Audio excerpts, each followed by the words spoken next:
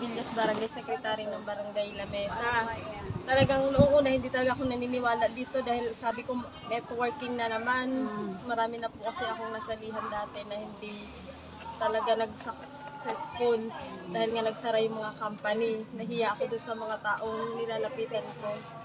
Kaya nung na-discover ko po itong Alta Immune, dito po talaga ako naniwala sa product pala. Sabi ko, kahit hindi na ako magsasali doon sa basta yung product na lang yung concentrate ako sa product.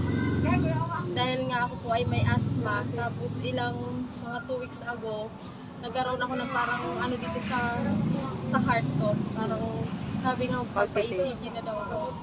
Dahil kumikirot nga yung aking kahit sa sobrang ng asthma ko.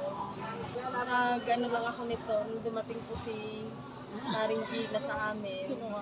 Nag-drops lang ako siguro mga 6 times pa lang ngayon na nagda-drops ako. Nawawala-wala na yung ko. Kaya sabi nung asawa ko, i-confine na daw ako.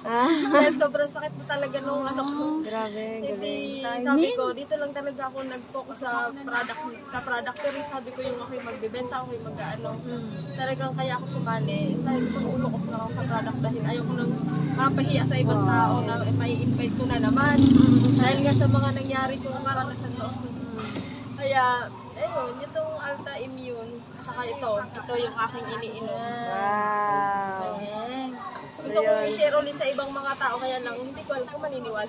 Wow. Yun na lang po.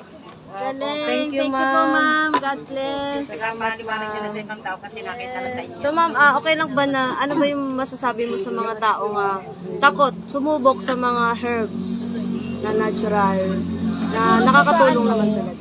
Tiwala sa nanampalataya lang na ito na talaga yung nagalingan siguro. Yes. Kasi hindi po siya capsule. Yes, yes. Hindi rin siya tablet. Yes, yes. Parang oil blend na pag trinap mo talaga may miracle. Yes.